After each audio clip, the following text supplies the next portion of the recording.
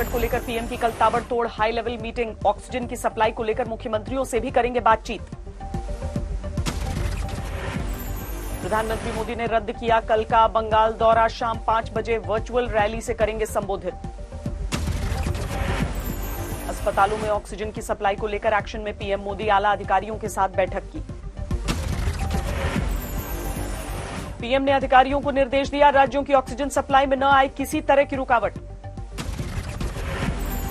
PM ने oxygen production पर दिया जोर। कहा, ऑक्सीजन की सप्लाई तय करने के लिए नए रास्ते तलाशे जाएं।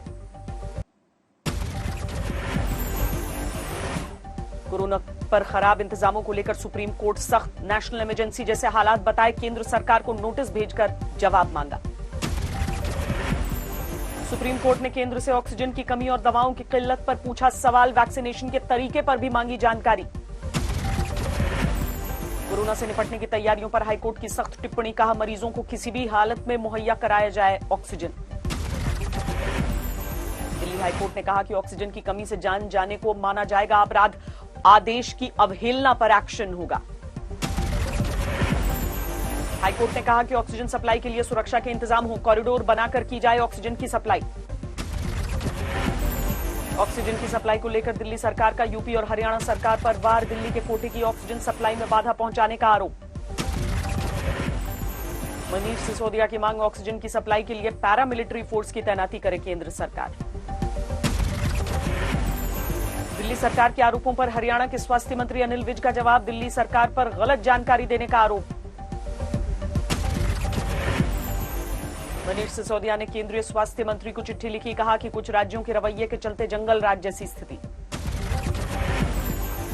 केंद्र सरकार ने बताया है कि दिल्ली की ऑक्सीजन का कोटा बढ़ाया। केजरीवाल ने आरोप लगाया, कोटा बढ़ाए जाने के बाद भी राज्य में पूरा नहीं है ऑक्सीजन। महाराष्ट्र में कोरोना के 67,013 नए मरीज। एक्टिव केस 7 लाख के करीब पहुंचे। 24 घंटे में महाराष्ट्र में फिर 5 से ज्यादा मौतें। कोरोना से 568 लोगों की जान गई।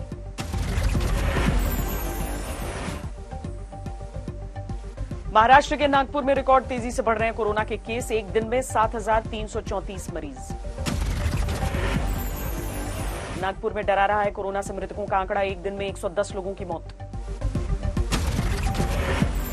कोरोना की रफ्तार पर काबू पाने के लिए महाराष्ट्र में रात 8 बजे से कड़ी पाबंदी लागू। 1 मई तक जारी रहेगी पाबंदी।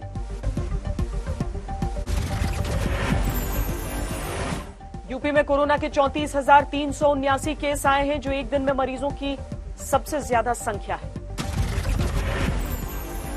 यूपी में 24 घंटे में कोरोना से 195 लोगों की मौत। सबसे अधिक 19 मौतें राजधानी लखनऊ में। गाजियाबाद में कोरोना संक्रमण की रफ्तार तेज। 1023 नए केस, 8 लोगों की मौत।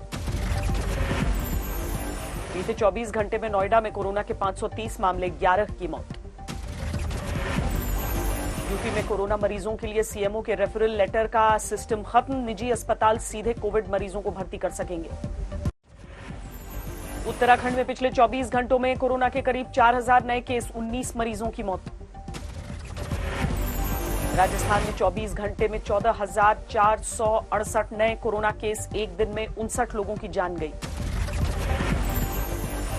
बिहार में भी बढ़ रहे हैं कोरोना के केस। 11,489 नए मरीजों का पता चला। जम्मू कश्मीर में आज कोरोना के 1965 नए केस। श्रीनगर में सबसे अधिक 590 केस। बीते 24 घंटे में देश में कोरोना के 3,14,000 से ज्यादा केस। 2,104 लोगों की मौत हुई। केरल में भी कोरोना की रिकॉर्ड तोड़ रफ्तार। एक दिन में करीब 27,000 केस, 28 लोगों की मौत। केरल में कोरोना के रिकॉर्ड तोड़ मामलों ने बढ़ाई सरकार की चिंता। एक्शन प्लान पर चर्चा के लिए 26 अप्रैल को बुलाई सर्वदलीय बैठक। कर्नाटक में एक दिन में 25,500 के पार पहुंचे कोरोना के केस। 123 की मौत। आंध्र प्रदेश में एक दिन में 10,000 से ज्यादा कोरोना केस। कोरोना संक्रमण से 31 लोगों की मौत। तमिलनाडु में 24 घंटे में कोरोना के 12,500 से ज्यादा केस। करीब 3,800 केस राजधानी चेन्नई में। ममता ने पीएम मोदी को लिखी चिट्ठी, कोरोना वैक्सीन फ्री करने की मांग की। मोदी सरकार की वैक्सीन रणनीति पर सोनिया गांधी ने उठाए सवाल, लिखा पीएम को पत्र। छत्तीसगढ़ के सीएम भूपेश बघेल का बयान, भारत बायोटेक कम दरों पर दे कोवैक्सीन। ओडिशा के सीएम नवीन पटनायक ने ऑक्सीजन के उत्पादन पर दिया जोर, बोले युद्ध जैसे हालात। कोरोना पर राहुल गांधी का हमला, कहा सरकार की नीतियां जन विरोधी। सीपीएम नेता सीताराम येचुरी के बेटे का निधन, कोरोना का इलाज चल रहा था। खड़दहा सीट से टीएमसी उम्मीदवार काजल सिन्हा कोरोना संक्रमित, आईसीयू में भर्ती। जम्मू कश्मीर के पूर्व मंत्री ठाकुर पूरन सिंह की राजौरी में कोरोना से मौत, हाल में हरिद्वार से लौटे थे।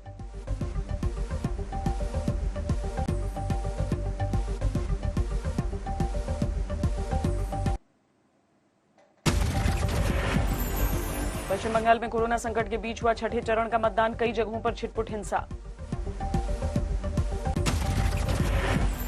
हरियाणा शिक्षा विभाग ने सभी स्कूलों में छुट्टियों का आदेश दिया, 31 मई तक छुट्टियों के आदेश जारी किए।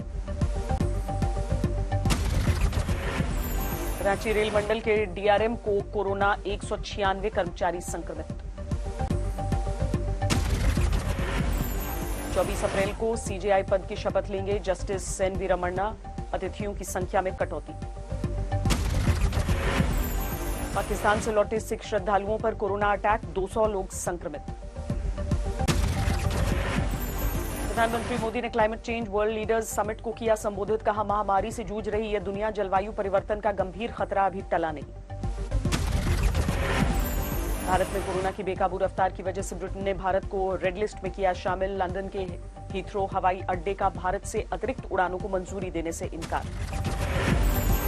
संक्रमण के कारण ऑस्ट्रेलिया ने भारत से आने वाली उड़ानों में 31% कटौती का ऐलान किया, उड़ान भरने वाले यात्रियों को दिखानी होगी 72 घंटे पहले की नेगेटिव रिपोर्ट।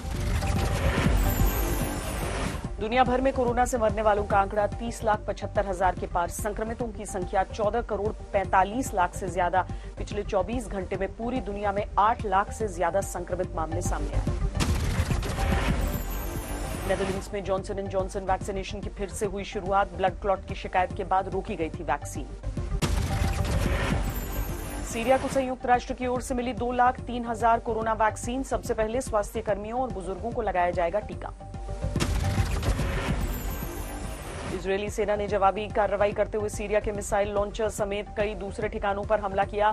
हाल के दिनों में गाजा पट्टी की तरफ से भी इजरायल पर मिसाइलें दागी गईं।